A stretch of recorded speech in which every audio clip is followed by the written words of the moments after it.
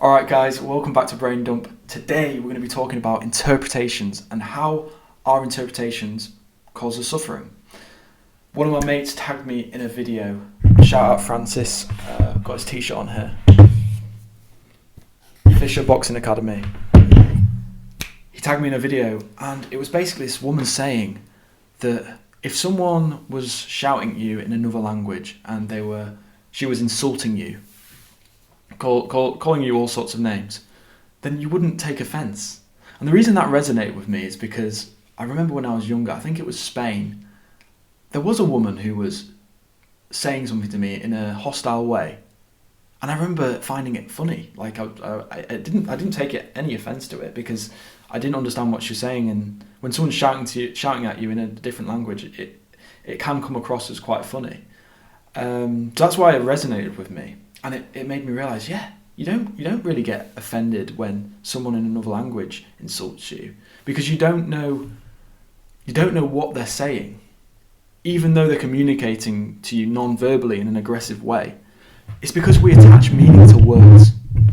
So, for example, if someone calls you a loser, in your brain you might think to a time when someone did label you a loser, and then that reinforces evidence for you being a loser. Or if someone calls you fat, and you remember someone else calling you fat years ago, then you think, well, that's consistent evidence that I'm fat. And then you start to doubt yourself and think, oh, I'm fat. But if you didn't know someone was calling you fat in another language, you wouldn't care, because you wouldn't know. I mean, ignorance is bliss in that case. But the point of this is that we're complicit in our offence. We partake in getting offended. It's not the person who offends us, it's ourselves. We are the ones that give those words meaning when someone isn't insulting us. We look for evidence in what they're saying. If someone calls you a loser, we look for evidence in when we were a loser. Maybe it wasn't even someone calling you a loser. We might look to our actions in the past week and think, oh, actually, I did stay up too late that night, or I did eat that junk food the other day. Does that make me a loser? And then our mind spins around. But we cause the offence. We are complicit in the offence.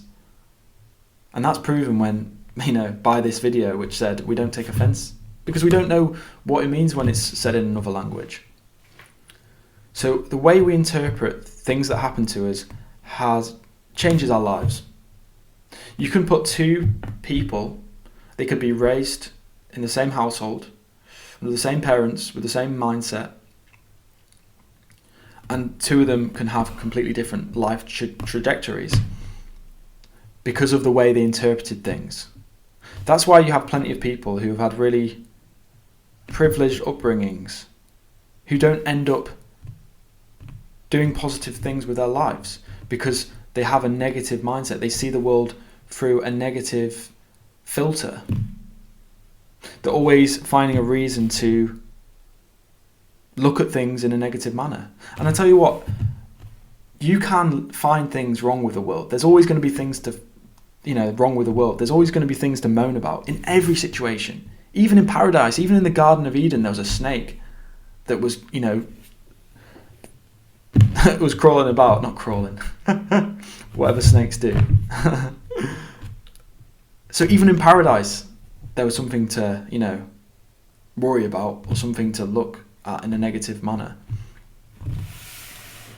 So it's about giving ourselves permission to look at things in a different way. When you find yourself looking at things in a negative way, take a minute to think, is there a more empowering way of looking at this thing?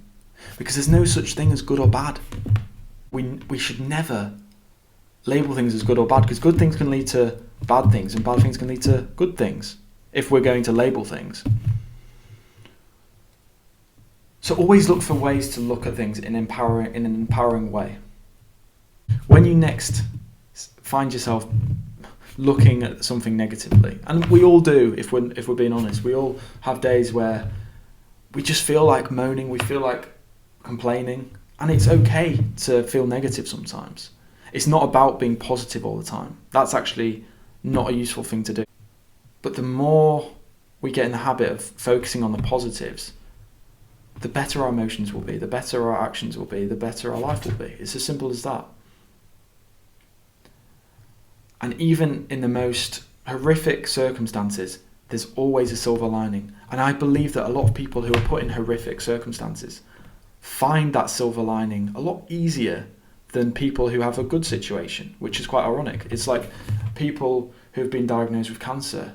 A lot of them are very positive people because they appreciate things more, because they know the opposite. They know the darkness that comes with having cancer. So they hold on to things that are bright in their lives, that give them joy.